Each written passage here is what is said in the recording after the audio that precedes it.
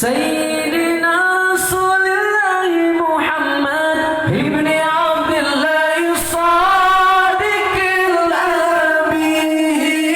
Sayyidina Rasulullah Muhammad ibn Abdullah Sadiqil Amin. Wa ala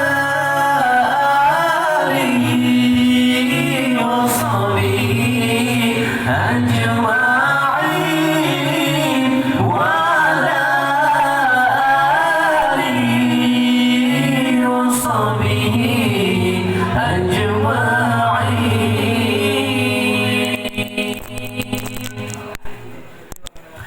Ya Allah, selalu dan selalu curahkan ke Nabi Rasul dan juga kamu.